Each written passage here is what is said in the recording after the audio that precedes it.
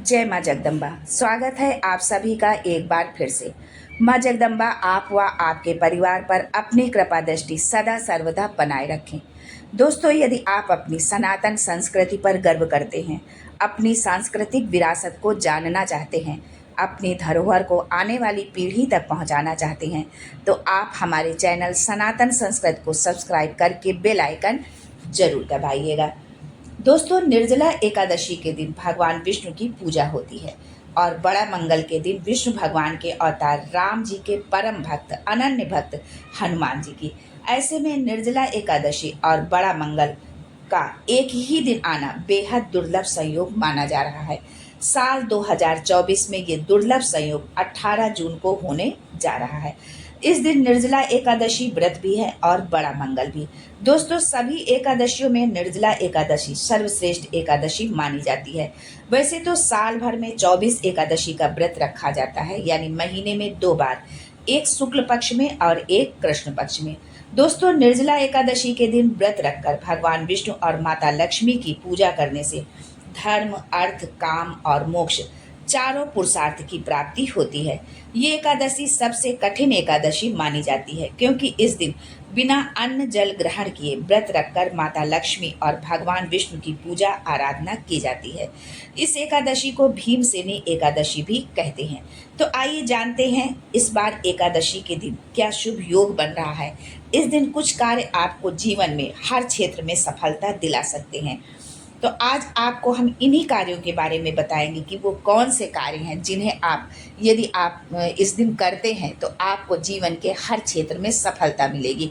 इसके साथ ही भगवान विष्णु की प्रिय चीज़ें क्या हैं, और ये एकादशी का व्रत आपने रखा है तो इसके पारण का क्या महत्व है, क्योंकि व्रत से भी ज़्यादा पारण का महत्व एकादशी का होता है। तो हम कब पारण करें, कैसे पारण करें, ये भी आपको बताएंगे। इसके साथ ही आपको कुछ छोटे छोटे उपाय भी बताएंगे जिनको यदि आप इस दिन करते हैं तो आपको जो है बहुत ही इससे लाभ मिलेगा। आपके जीवन में जो भी कष्ट है, जो भी दुख तकलीफ है, उनसे आपको छुटकारा मिलेगा।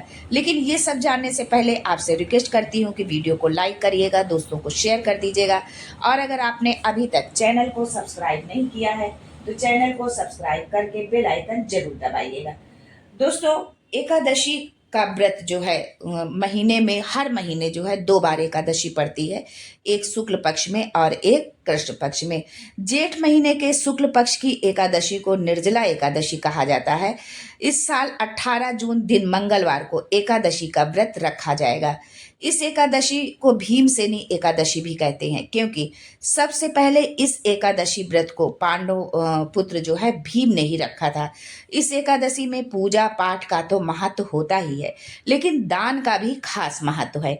एकादशी के दिन अगर आप घड़े में जल भरकर पंखा, चप्पल, वस्त्र इत्यादि दान करते हैं तो इससे आपके पितृ प्रसन्न होते हैं, उनका आशीर्वाद आपको मिलता है। इस एकादशी के दिन बेहद शुभ संयोग बनने जा रहा है। कभी कभार ही ऐसा संयोग देखने को मिलता है। इस एकादशी के दिन चित्रा नक्षत्र, अमृत सिद्धि योग और शिववास का निर्माण हो रहा है, जो बेहद शुभ माना जाता है। दोस्तों, एकादशी तिथि की शुरुआत जो है 17 जून सुबह 5:11 से होने जा रही है, और समापन अगले दिन यानी 18 जून सुबह 6:24 में हो रहा है। उदया तिथि के अनुसार 18 जून को एकादशी का व्रत रखा जाएगा।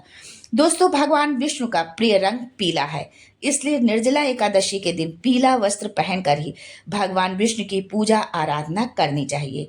इसके साथ ही भोग में पीला फल व तुलसी दल जरूर रखें। जब आप भगवान को भोग अर्पित करें तो आप उसमें तुलसी दल जरूर शामिल करें। इससे भगवान विष्णु बेहद प्रसन्न होंगे और मांगी गई सारी मनोकामनाएं आपकी अवश्य पूर्ण होंगी।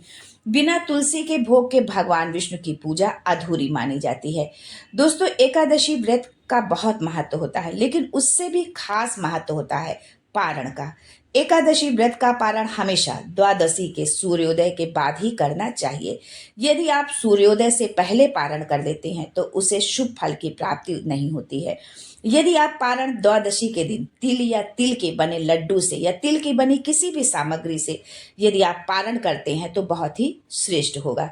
दोस्तों, निर्जला एकादशी का व्रत रखने वालों को इस दिन हनुमान चालीसा का पाठ भी अवश्य करना चाहिए। लेकिन इस बात का ध्यान रखें कि भगवान विष्णु की पूजा समाप्त करने के बाद ही आप हनुमान चालीसा का पाठ करें।